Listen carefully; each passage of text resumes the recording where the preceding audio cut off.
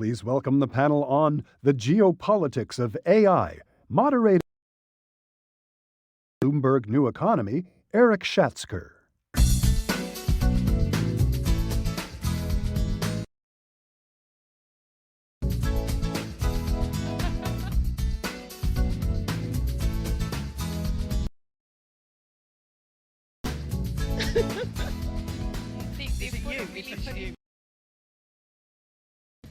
AI is crept in. Please. Perfect. Good morning, everybody. It's a pleasure to see you all here at the 2024 Milken Institute Global Conference. As you just heard, this is a panel about the geopolitics of AI, one of the hottest topics of the moment. And as you've seen, if you've had a chance to look at the bios of our panelists, this is an exceedingly distinguished group. We are all quite honored to have them. Just a couple of ground rules. I hope by this point I don't have to say anything about phones and the like. And weave them into the conversation. So if you have a question, please send it through. It should pop up right here on my iPad, and I will do my best, as I say, to weave them into the discussion. If I don't get to it, please don't be offended. I certainly have no issue with any of you individually. Without further ado, I think we should just jump into this conversation. When AI is discussed in geopolitical terms, it's almost always described as a race between the United States and China to dominate one of the most consequential technologies in human history. Kevin, I think your perspective on this particular question is important, and I'd like you to begin by answering this. Is a race the right way to frame it? And if so, who's winning, and what's at stake if China wins and the United States loses?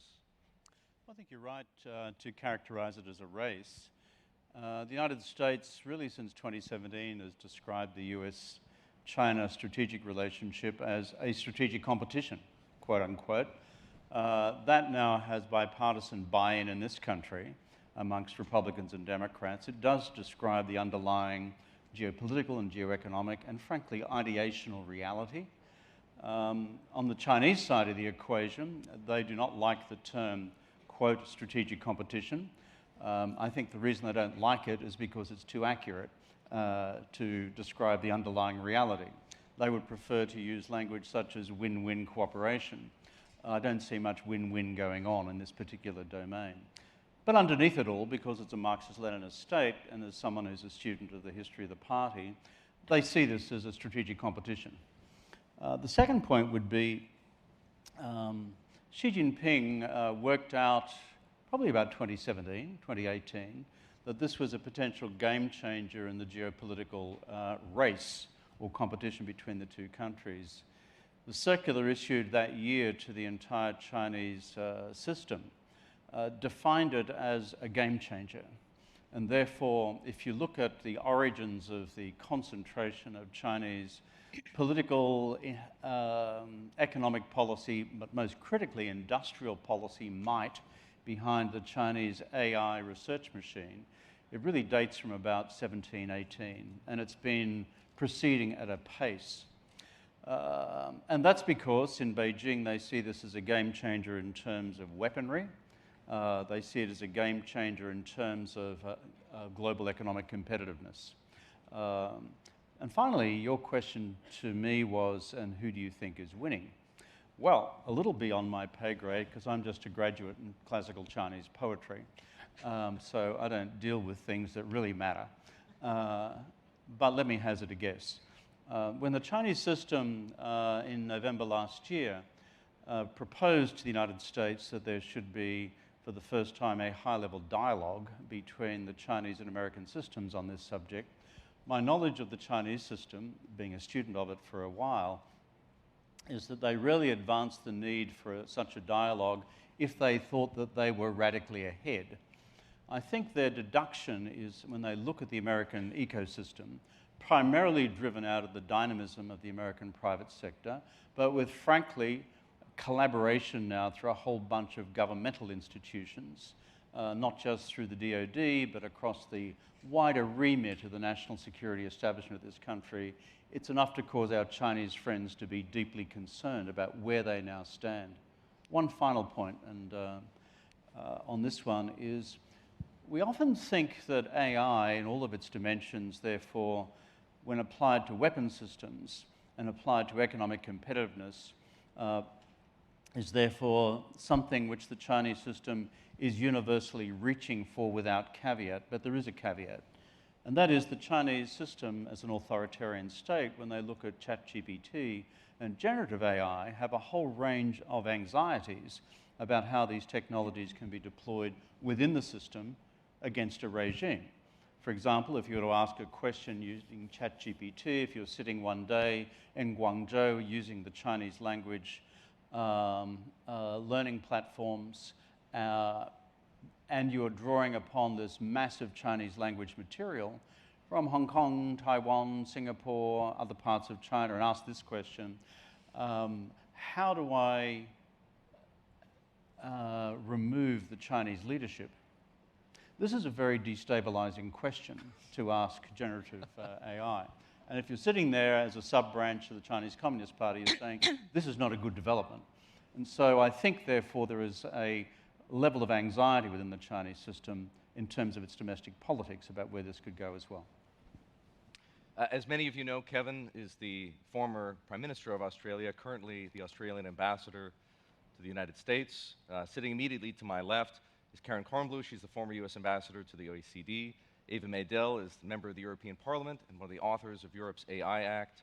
And Neuberger, in the purple jacket, is the Deputy Assistant to the President and the Deputy National Security Advisor for Cyber and Emerging Technology. And Karen Pierce is the British Ambassador to the United States. So when I said we have a very distinguished panel, ladies and gentlemen, I meant it. And ladies, given that Kevin has had an opportunity to frame this for us, perhaps you could help the audience understand a little bit more of that second and third component of the question. Who's winning and what's at stake if China wins? And you're nodding your head. Yes. So as Kevin outlined, there are multiple races that are happening now. So let's talk about at least 4 that I think Kevin outlined. First, there's a race to build the largest and most powerful models. And in those cases, really, American companies dynamically are leading. China's SenseTime recently released a model they claim is akin to GPT-4, but that's one race. And the question is what those large and powerful models then translate to with regard to capability in particular domains, whether that's domains to do image identification of ships in the Pacific Ocean from a military perspective, whether that is from an economic perspective, computer vision models that enable UAVs, overseeing large swaths of infrastructure to detect those that may need maintenance or to help recover after a storm. So that's one race. A second race is to build small models that are more broadly used. Think about running on a laptop or running on a phone for purpose-built purposes and the broad application of that. I recall recently I had a conversation with Deere. They're looking at building small purpose-built models to optimize agriculture, incorporating weather trends, incorporating trends regarding the health of a crop in order to optimize food production. Those are small, they need to run on a tractor in a place where there's limited communications, limited power. The third is using these models for application purposes, whether that's for economic growth, whether that's, again, for national security purposes. Think of a model, for example, that, and we're seeing this in the cyber context, that is accelerating and making more refined spear phishing emails. The first step in many cyber compromises is a focused email that somebody clicks on that then compromises their laptop, compromises their computer. And having much more specific emails that are much more believable, AI enables that because it can incorporate who is the person, who do they work for, et cetera. So the question is those applications and whether they're used in many different domains, from economic to national security. And then finally, this is fundamentally a dual-use technology. There's opportunities for good, there's opportunities on the offensive side. And there's a race to really build in defenses so that when there are uses, whether for disinformation, whether cyber, potentially for intelligence purposes, that the defensive side is in place using AI more quickly. Quite frankly, it's far easier to use technologies often for offense, but we are seeing that in certain domains, it may well be that we'll be more successful on the defensive side. I'll give a quick example, which is in the cyber domain.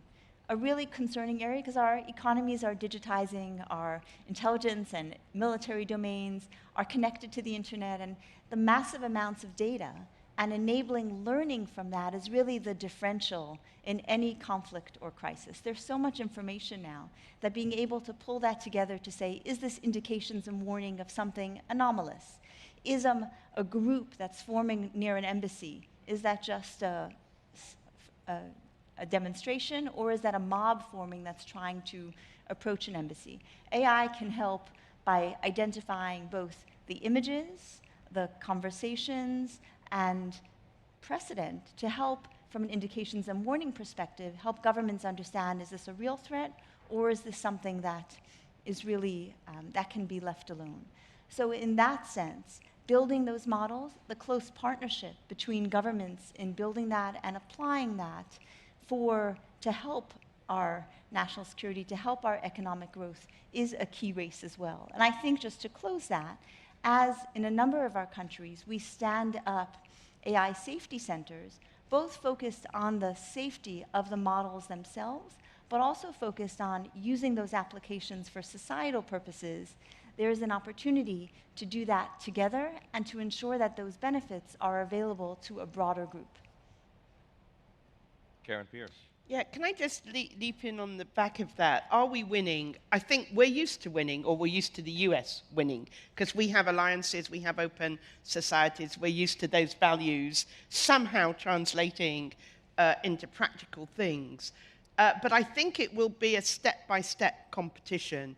If you think of rockets going into space, Soviet Union put a man into space before the US did, and yet look at the capabilities between Russia and the US. So I think there will be moments when it's uncomfortable vis-a-vis China, but ultimately, if we stay competitive, the United States and its allies will start to pull ahead, but it may take quite a while. The other thing I wanted to say is that, as Kevin said, AI is a wholly new area, and for that reason, when we held the AI Safety Summit, we took a conscious decision, agreed with the White House, to include the Chinese. Better to have them in at the ground floor when we talk about these issues. And a key element of this is the export controls that the U.S. has put in place to try to give it a little bit of time, a little bit of breathing room. Lazar put out a report trying to explain President Biden's executive order on AI, because it's so extensive, it's hard for people to get their arms around, and they said it was about promoting, protecting, and principles. And I thought that was very, very useful. And in the protecting category, what the administration has done is a very innovative approach to export controls. It was actually begun under President Trump, this idea of a foreign direct product rule, where even if an input that came from the US in a protected technology was used, and then a product was created using that the export control would reach to that. But I think the U.S. is being very careful to try to be very explicit about when they use these export controls, why they're using them, that it is not, that the competition with China beyond AI, beyond the cutting edge, beyond the military advantages, is an open trade competition. But in a few narrow areas, we're going to control the export of our technologies when they're advanced, so that they can't be used by the Chinese unfairly to gain an advantage. And the other thing I'll just say about the promote and the principles, on the promote side, it's really important that all of the R&D is not focused around only those elements that can be used for military purposes or for profit. The promise of AI is going to be that it's going to cure diseases, that it's going to help with climate, and a lot of these are not They're not going to be done necessarily by the biggest companies. They're not going to be done for somebody hoping to get a profit. And so the government's going to have to step in and fund some of these things, and also think about some of the data implications and the intellectual property implications if we're really going to promote AI for good.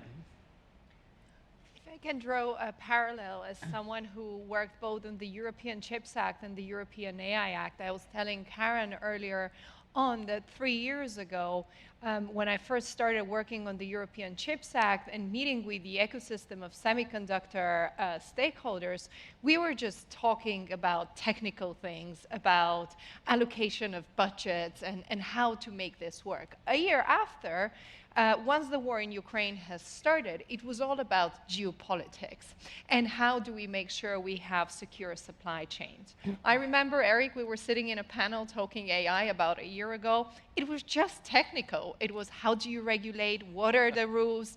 And today we see a much more important and broader perspective. And the reason why I bring these examples is because while being someone who worked on the actual law that we put forward, I understand the limitations of policymakers, of trying to have a more comprehensive view of all the challenges that we need to address, while trying on one hand to compete and make sure we have the most powerful and most advanced systems. In the same time, there has been a competition of who puts the rules first. I don't necessarily think that's been very useful, but there has been that competition. But in the same time, we need to also be thinking of how to manage investments, how to attract talent. On the other hand, we need to be thinking of how to educate our citizens, how to work with emerging democracies. So it's been very difficult to bring all those different perspectives while sitting and working and legislating and putting guardrails on AI. And I think we need to be very mindful of all those challenges, particularly for policymakers, but for all stakeholders involved, because there are certain gaps. There are gaps in the way we communicate with one another and understand each other, the public, the private, the civil society sector. But there is also constraints to the power that I think we as policymakers have. And I think when we talk about the technology, that it's faster and better than any other technology, we have tried to put guardrails up until now. We need to understand that perhaps we need new ways and new methods of how to draw that pathway ahead of us, particularly when geopolitics is involved. And I think from a European perspective, we cannot be just thinking of what are the rules, but we need to be seeing this broader picture that I've mentioned. Anne and Karen Pierce, a question perhaps for both of you. Karen here mentioned the export control regime led by the United States, but it includes Japan and the Netherlands, principally formed to deny China access to key enabling technologies for artificial intelligence, but also potentially for quantum computing. As everybody in this room probably knows, Huawei not long ago came out with a version of a 7-nanometer chip that is powering at least a couple of its smartphones, and most recently, in recent days, in fact, came out with a slightly more powerful version of this chip. Does the United States and its allies need to reconsider the manner in which, this sort of small yard, high fence manner in which it's trying to protect these technologies and control access to them? So I'll start, and Karen will. So when we look at AI, there's 3 components of the technology: chips, the data centers, the compute, and then the models themselves, the algorithms that are built for multiple purposes, whether large language models or more purpose-built models for particular outcomes.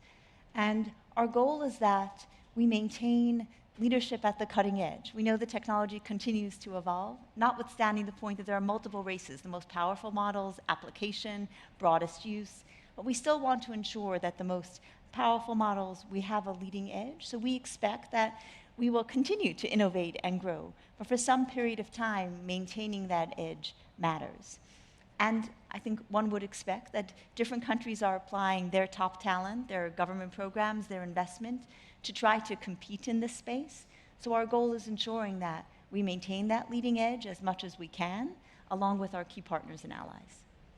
I completely agree about leading edge, but I have to say I'm torn.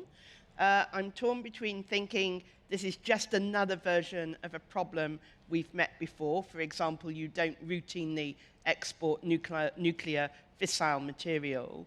But I'm torn between thinking innovation needs to be able to develop, and we need to ensure that as allies, we have strategically competitive industries, even if they compete with each other. So I think policy has some way to go on this, to be honest. We need to bottom it out as we get more used to what AI can do.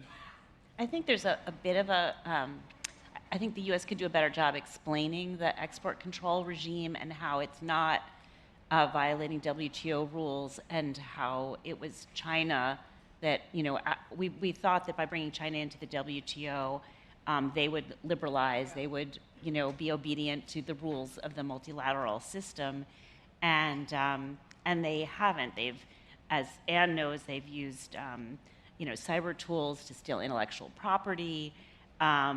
They've used various methods to say that if you're going to invest in the Chinese market, we're going to take your technology. So this export control regime didn't arise from nothing. It arose, you know, in the middle of, you know, let's try to respond and enforce some rules so that there's fair competition. I suppose I could ask if the WTO is all that relevant anymore, but that might take us into a digression. No, but that's exactly the point. Yeah, that it hasn't become as useful as it could have been. You've got to ask yourself the question, though, put yourself in the mind of the administration. If not export controls, if not small yard high fences, then what? When you look at the fundamental nature of the strategic and economic competition underway between China and the United States, I find it hard to reach a different conclusion in terms of what policy tools are available to you. And secondly, the realists in Washington, realists around the world, understand that the net impact of these measures is to slow, not to prevent, because it cannot prevent China's own advances in terms of computer chips, by which they will use, or in search of which they will use every means available to Chinese statecraft. So therefore, if what we're engaged in is a slowdown operation, given non-benign use of the most advanced semiconductor technologies, then I think there is no alternative from where the United States has reached. Does it need permanent and does it need continuing review against the objective set? Well, of course, every piece of public policy is like that. But for those who just willingly criticize it as some sort of exercise in crazy American protectionism, I don't think they're asking themselves the fundamentally hard national security questions at stake here. And go ahead, Eva. I've been pushing for a more unified approach from an EU perspective. I do believe that the alliance of democracies should have an aligned approach. But first, from a European perspective, we would need to have a common European way of how to tackle that topic, which we currently don't. And it in a way relates to the way we see our competitors, in a way relates to our not really renewed China policy. It dates a couple of years back, and I do believe we need a renewed China policy. The EU has said very clearly that we would like to de-risk, not necessarily decouple, but perhaps there are areas where we would need to decouple. So I have always tried to urge the European Commission to be way more strategic in its thinking, and I think they're getting there. But since we are at a moment of time when a new European Commission will be put forward in a couple of months, I think this has to be one of their strategic priorities, and we need to be very well aligned with our US partners. But in an ideal world, we'll be an alliance of democracies having the same approach. Before we go to Anne, Eva, if I could just ask you to elaborate. Specifically, where do you think the EU should consider decoupling from China? I mean, particularly when it comes to some of the critical technologies that we are providing, and there has been a lot of talk when it comes to companies such as ASML and the tech they're providing to China. So as someone who has worked on the CHIPS Act and the AI Act, I mean, this would be where I would have my main focus. But again, I'm not necessarily an expert in that field. And just permit me one more question here, because I think it is very relevant to this discussion. When you say decoupling, does that mean, in the case of ASML, does that mean ASML no longer being able to sell any lithography machines to China at all, or just below that 12, 14 nanometer threshold that has been defined for semiconductor technology? I mean, I don't want to put any headlines out there, but I assume we need to be way more strategic than we currently are. But for that to happen, you need to bring all EU member states to understand the importance of a company such as ASML and why certain export controls are necessary. Thank you. Anne? I was going to give just an example building on Karen and Kevin's points. From a national security perspective, the concern regarding large-scale AI models is advancements they could allow in the areas of chemical sciences, in the areas potentially building offensive cyber weapons, offensive bioweapons. So one goal of maintaining a leading edge is in order to determine what could a more advanced model do with regard to accelerating threats in a given area, and then how do we use those models to build defenses and deploy them in advance of a potential competitor having that kind of capability. It's very much akin to the way we think about, for example, submarine detection today, where there's a circular constantly of countermeasures to determine, can another country detect sensitive submarines? If so, one upgrades the defensive protections and you continue that circle. And I expect that in this area, in the area of large-scale models and advancements in particular areas of national threat, there are lessons to be learned from prior military technologies, whether missiles and missile defense, submarines and submarine detection, that we need to build out here. Could I ask a follow-up question? And this is from the audience. Folks, thank you very much for your questions. There are at least two and possibly more that zero in on one issue in particular, the degree to which the United States and, again, allied countries may be restricting their own competitiveness in artificial intelligence vis-a-vis what the Chinese are doing because of our respect for intellectual property rights, because of our respect for privacy, because, as we see now, there are some restrictions being put around the way in which large language models can be trained, what information is being absorbed by those models. Do you have any thoughts on that in particular to satisfy the curiosity of the panel? And I'd welcome input from anyone else here. I'm sorry, the audience rather than the panel, but the panel may be just as curious. And would you like me to start? Yes. So when we talk about strategic competition, we fundamentally begin that competition with our values, who we are as a group of countries. And we are competing on the fact that a citizen feels confident that their government's, for example, facial recognition models are not meant to surveil them in a way that's inappropriate. And in fact, you've seen controls on those models, and I think it's reasonable to expect that China is ahead of democracies in facial recognition models because there are very limited, if at all, civil liberties and privacy protections in training those models. And I think when we think about our strategic competition in the global domain, when given that choice, does a citizen want to feel confident in terms of that? Yes, we put ahead our values on human rights and our civil liberties and privacy. Yeah, No, go ahead, go ahead. I was just going to say that one of the things I've been thinking about a lot is how there's sort of a need to build up the fluency in the private sector and the public sector in each other. And one of the things that the US is doing is trying to get more people from the tech sector to go into the government to work on issues like AI. I was at the Federal Communications Commission many years ago, but that was one agency that was looking at this birth of this new technology, the internet. As the internet blossomed and the economy and society became the internet, we didn't staff the whole government with people who are really familiar with that. So when I was ambassador to the OECD, we were working on an internet-related issue, and the economic officers at the State Department were flummoxed because they had not been trained in technology. So the administration now is trying to bring in people from the tech sector to help increase the fluency. But I think in the private sector, for that, first of all, for that to work in the public sector, the private sector needs to value those people when they come out and say, like, we need people who understand, who have been in the public sector, who understand how it works, who understand why we have some of these rules, how to provide input. And so I think that's a big to-do on the list of geopolitics, is that we can't have the private sector and the public sector misunderstanding each other. Can I briefly, oh, sorry. Okay, thanks. I think that's a really good point. If you're in government, there's a kind of impulse to control things. Certainly I have an impulse to control things. So that question that the member of the audience asked is absolutely pertinent, and we should challenge ourselves with it all the time. And as Karen said, maybe the answer lies in getting a better mix of private sector minds and public sector minds.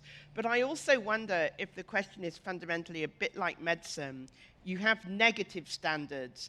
You may do lots of things, but don't do any harm. Don't try and clone humans. I wonder if that is the way we will eventually go on AI to try and solve that dilemma. Large language models, to go to this core question which panelists have been answering in response to the audience question, it hinges on the quantity of data available and the quality of the data that's present. There's often an assumption in the collective West that because there's 1.4 billion folks in China, that China by definition has this massive, data-based advantage. On certain levels it does. Take, for example, the application of AI to how we research better treatments for oncology, treatments within oncology, cancer treatment drugs, etc. Huge patient loads, huge data loads in China, which should be for the benefit of Chinese patients across the world suffering from this insidious disease. But if you look more broadly at data availability beyond the physicality of a human being and what is otherwise usable in large language learning models, there's an emerging body of analysis in the debate just about the quality of the data available within the PRC and a whole range of other measures. And the final point is, between the European and the American great divide on data privacy, in which we Australians take an utterly Swiss posture, which is, let's try and reach a compromise here. Anne's point is right. We're in team freedom here. We actually believe in protecting people. We believe that data is primarily something which should be protected for the individual human being, the individual citizen. But we need to land soon a compromise in these two mega regimes between the European Union and the United States if our interest is to harness data effectively for the cause of freedom. There is a landing point there, and we would certainly, from our perspective, encourage both these large jurisdictions to find it soon. Eva, did you still want to add something? When we started working on the European AI Act law 3 years ago, I wasn't necessarily sure that we had to make it so concrete and so binding.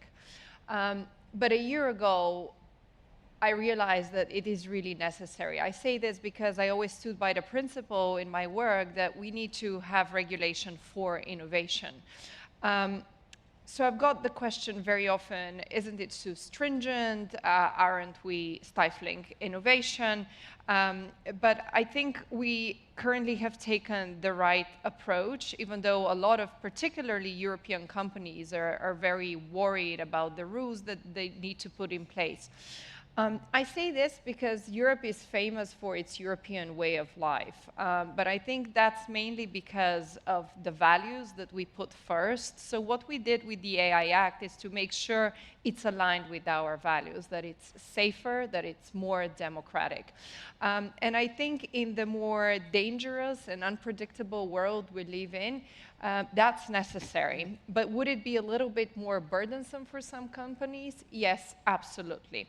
When I talk to tech CEOs and I ask them, how do you see our role in the next couple of years, I actually receive the unexpected answer of you need to regulate us even more to make sure that this technology is safe.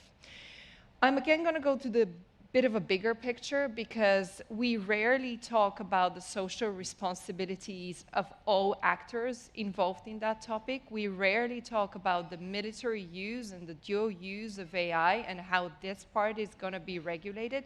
It does not take place in some of the negotiations and in some of the international discussions at the moment. And I think this is the next big conversation we need to have.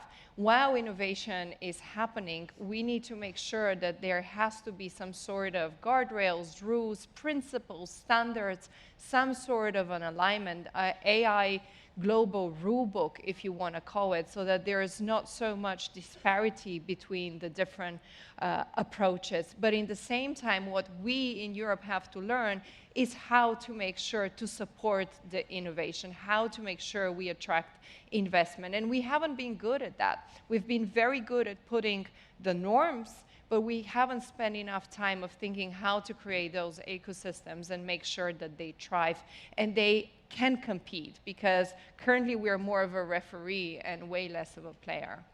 Karen Pierce, there have been other efforts to address the risks that AI poses, including the international declaration that came out of the Sunak government's summit on AI in November in the UK, and of course there has been executive action on the part of the president here in the United States.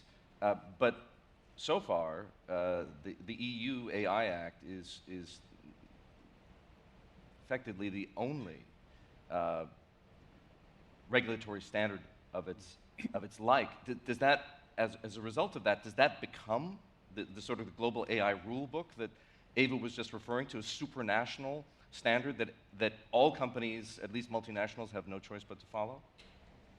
Certainly, if you put the fact that it's the first together with Kevin's point about the size of the EU and the US, then often the first mover in those situations is the person who lays down what every other thing is built on. I think possibly the EU risks being too precautionary in this area. It does risk stifling innovation and the ability to be competitive because of that. What we tried to do with the AI Safety Summit that you referred to, and we're going to create a safety institute, is try and bring business much more closely into the development of the norms and standards, partly because it's such a fast developing area, partly because it's one of those fields, as you said earlier, the analogy with nuclear is not exact, precisely because companies and ordinary citizens have such a say in how AI develops. So I think we haven't yet found the right balance, but what we'd like to do, possibly a little bit like regulating the media, is try and find something in which the industry itself wants to conform to certain principles and standards. Sorry, that's a bit of an unsatisfactory answer, but I think things are still evolving. Yeah. And there are so many areas where AI brings economic benefit that also potentially have risks.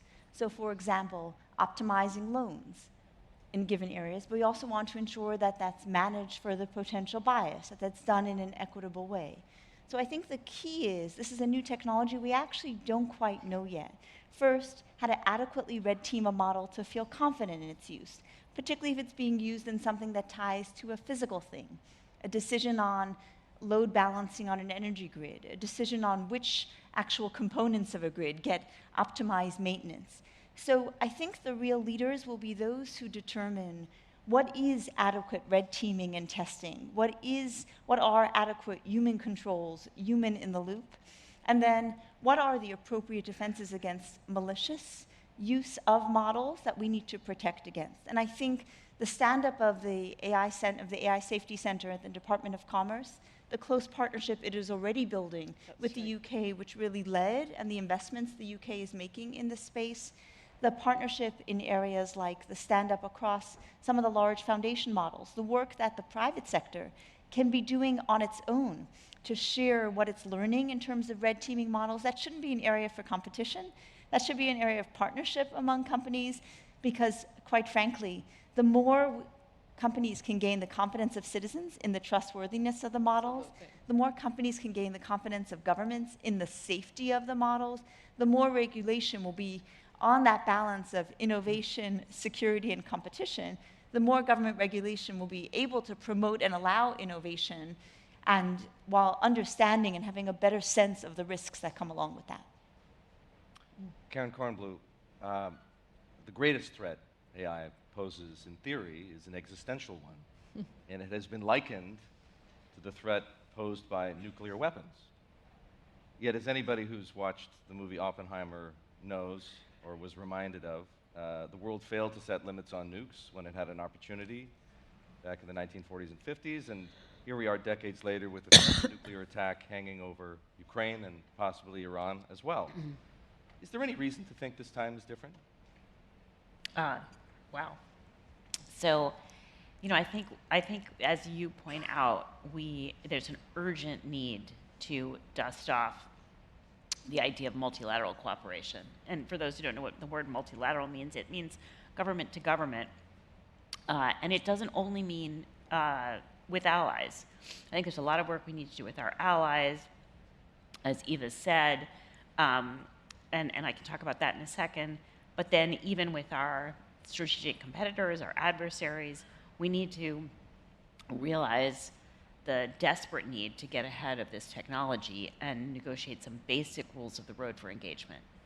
And I think there's the beginnings of that, but much, much more needs to be done, and it's extremely urgent. And I think before the technology is more sophisticated, now is the time to do it. But it's a very difficult time. I mean, it's a difficult time in terms of geopolitical pressure is increasing. As you say, there's a lack of respect for the rules even in the nuclear space, in the trade space. So it's not going to be easy. But I think it's absolutely essential, and I think we should all be pretty nervous about it. On the multilateral side of with our allies and with those who are more like-minded, I think of this organization that was created called the International Energy Agency. And that was created after the OPEC oil embargo. And Kissinger actually created it. And it was purchasers of oil, and how are we going to deal with the OPEC countries, and how are we going to protect the supply chain? And I think, given the importance of critical minerals, given the importance of chips, compute power, I think there's a real opportunity to create that kind of entity, not just with our very closest allies, but with those just outside that concentric circle who have deposits of critical minerals, and who we want to win over to our side, competing against the Chinese and others. So I think there's a lot of different permutations of multilateral cooperation that we need to engage in going forward. And then if we have that kind of group where people see benefits to working together, we can work with them and trying to get the authoritarians to come to the table. I want to build a little bit on this, and I've mentioned it earlier. I think this is one approach, but I do believe, apart from having more multilateral exchanges, which are absolutely necessary, and I do believe we need some sort of a global AI rule book, even if it's just related to standards or certain norms that we can agree. I also do believe we need a different type of space where scientists, together with policymakers, the private sector and civil society, need to close the gap on understanding each other. Hopefully, one day trusting each other more. I don't know if that is ever possible, but it would definitely facilitate the way We see this technology evolving and the impact it has on our societies. I think this conversation actually happens way too little. We do talk about the risks and opportunities, but we talk way too little about the trust in society and the way society deals with this technology. And I do believe that this sort of group could maybe in some way mirror what Pugwash did in the 1950s for nuclear energy. Of course, it's different, and it's a different type of technology. But I feel that there is a missing gap in foresight, a missing gap when it comes to the way we understand the geopolitical implications, and a missing gap of us talking in the same place. Very often we book tables for two and not a table for 20. So I'd like to see more tables of 20. You see tech leaders talking to certain governments or political leaders, but way little talking all together and trying to find a way forward. And this should not be addressing things such as disinformation, misinformation, or the actual way we govern AI. It could address more forward-looking topics that are less controversial today, and the likelihood we can find certain agreement would be higher today rather than when those topics become more issue-based, so to say. Kevin, the audience wants to know if there's any hope of including China in this part of the AI discussion. Thank you. Around existential risk. Not a lot, is my honest and pragmatic response to that, but there's some at the margins. If the big debate here is between plurilateralism and multilateralism, I'm a committed plurilateralist because there are many of us who make up the democratic world, and including many countries in the global south. This is not just North America, it's not just Europe, and it's not just countries like Australia, but the global south as well, who are now confronting all of these challenges and opportunities with a similar worldview and similar underlying set of values. So that is possible, though we need to put flesh on those bones. When you go to the multilateral approach, which includes all states, not just some, and therefore includes the likes of Russia, China, the DPRK, Iran, let's go through the list, the degree of difficulty begins to intensify. But here is the intersection point. The intersection point where you could have a variable geometry in the way in which you crack open AI negotiations across the world do lie in domains such as the removal of human agency from the deployment of weapon systems, which frankly freaks everybody out. If you're so refining artificial intelligence and algorithmic applications of weapon systems that it's all too quick, it's all too subhuman in its applications, that worries authoritarians as much as it worries others. And then, of course, there's the final, shall we say, science fiction domain of robots out of control, but I'll leave that to others who know what they're talking about, because even that, I think, would worry some of our friends in the PRC as well. So if we're clear about, frankly, the variable geometry, rather than about where the intersection point lies with all states, and I like the Pugwash approach to this, by the way, but are equally pragmatic about the view that authoritarians will not share the value set that we have, animated by basic concepts of freedom, democracy, and human rights, that therefore there's going to be a limit on how far this can go. Can I just to clarify, when I say multilateral, I do not mean every country. I mean, the OECD is a multilateral institution. It doesn't include all countries. And I think we're not going to have a quick fix. We're not going to have a one-stop shop for these challenges. So we're going to need different kinds of organizations for the different challenges. In the UN context, multilateral means everybody. That's why I'm saying plurilateral. Just to one sentence on that, the more you do things in the UN, the more you play into China and Russia's hands. And one of the big differences between the extraordinary innovation that's happening in AI today versus what was going on at the dawn of the nuclear age is that it's done almost entirely by private companies and not by governments. You're in government. Does that make it more challenging? Putting some guardrails around AI and directing it in a manner in which at least this administration and others represented on this stage think is productive?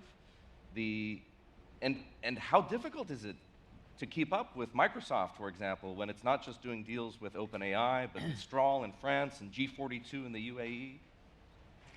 The big driver of American global leadership, our economic leadership, and by and through it, our national security leadership, is really the innovation and dynamism of our private sector. And certainly, when we were talking about the governance model, and you asked, one big difference is that can we truly imagine an international governance model that doesn't include some private sector role in the area of AI, which is very different from your question regarding nuclear energy, which was government built, government controlled in that way. So first, clearly, this needs creative and innovative public-private partnership. For example, the US government, I know other governments as well, are rapidly sharing any threats that we see, have been putting out cybersecurity advice to say, please protect these key elements. It's in the company's interest to protect, for example, model weights for their own intellectual property and economic growth. But there's clearly a national security concern as well, particularly as models, the most powerful models, continue to grow. So I think the approach that you've seen the US government take has been three-part with regard to both promoting the innovation and managing for the risks. The first were the commitments, the voluntary commitments the president negotiated with private sector companies to say those who are building this technology have a responsibility that citizens trust these models, what data they're trained on, for example, publishing model cards. So there's transparency on what data they're trained on. Is that potentially biased data, only representing one portion of a population? That was the first part of the US approach, the voluntary commitments, and to really reach out a hand and say, we're looking to the companies building these powerful models to also be leaders in terms of what is adequate red teaming or testing of a model and putting in place the right cybersecurity controls. The second set was the president's executive order that, to the line of what's possible under current law, outlined both promoting use of the technology in education, in other areas, as well as outlining the way the government will use it, hopefully to optimize, improve access to government services, answer questions, but also outline ways that we're taking a look at the risk. For example, every agency that manages a component of our critical infrastructure was asked to do an assessment of where AI is being used and what the primary risks are and what is needed in those space. Those reports came back, I spent a weekend reading them, and the next phase is asking our regulators to determine where additional safety regulation may be needed. The third piece, as you noted, is potential new legislation that I think will also include those two components, promoting the technology. Wouldn't it be cool, for example, to have a national program accelerating drug discovery in certain moonshot areas using AI? Because we already see first drugs in clinical stage trials because they've had the opportunity, the acceleration offered. So in closing to your question, we need to factor in the role of the private sector, both calling out a call to action to the private sector to be a partner on societal benefit we gain, on managing for the risks, but also as we look at the governance, we can learn from certain areas where we've gotten it right, potentially. I think automobile car manufacturing, where we've managed for the risks in some ways, but also promoted innovation, and where I would say we haven't gotten it right. Social media and cybersecurity are very sobering cases. We have 2 minutes left, folks, and I'd like to put one last question to all of our panelists, and I'll start with you, Karen. We have discussed already the potential for AI to be weaponized. Do you see evidence of AI having been weaponized already? And in particular, as we look forward to elections in India, elections in Europe, elections in the United States, elections in the UK, elections in Canada, all of which are likely to happen within the next year, what should we be wary of? Yeah, I mean, if you consider the algorithms that social media uses, a form of AI, an early form of AI, then yes, we have seen it weaponized.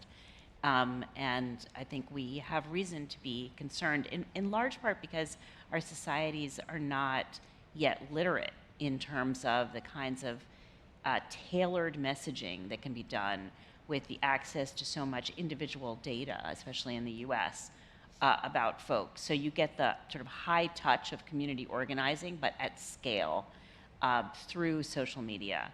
So I think that's part of the reason, I'm assuming, why Congress acted so quickly on the TikTok challenge, because they came to understand how that could be used, not only for infiltrating, for getting data about citizens, but also it could be weaponized as a propaganda tool. And it's very, given the number of elections coming up, given the lack of media literacy, I think it's something that we need to be very concerned about and talking about a lot more. I'll move down the line quickly because we are officially out of time. Eva. I feel that because it's this mega year of elections, we've all been expecting and focusing to have one or two big events where a deepfake will shake us all. This might still happen, but I do think we're undermining the every second, minute issues that we see that are happening all across the globe on social media, and most of the content there is helped by AI to be disseminated, to be created, and I think as policymakers we have done way too little to stop that in one way or another, and we have coordinated way too little. Just an example, on cybersecurity we have certain protocols, certain exchanges that are happening through partners and allies. We need to be doing the same thing with misinformation. Anne. Yes, we've seen AI used in a number of areas: disinformation, deepfakes, and in a very concerning way on non-consensual intimate imagery that's having an impact on our teens and frankly on female political leaders around the world. In the promising space, we've also seen AI used in watermarking content, both visible and invisibly, and beginning of partnerships among both AI content creators and key platforms on not only consuming the watermark to make people aware if they're looking at an AI-generated image, but also using AI to detect deepfakes. On the election side, a very promising initiative I want to lift up is a tech accord among companies to both identify deepfakes election-related and work together on that basis as well. Karen. I'd simply say we ain't seen nothing yet. Kevin, last word to you. Yeah, it's slowly unfolding in ways which, frankly, our regulators are probably not fully across at this stage. The great strength of our democracies is our openness. The great weakness of our democracies is our openness. And vigilance must now be at the absolute core of what we're about. And my final point is this: where we do identify a hostile foreign actor engaged in the deliberate subversion of our democracies by such means, we should not simply be passive. We need to deliver a price. Ladies and gentlemen, please join me in thanking our panelists.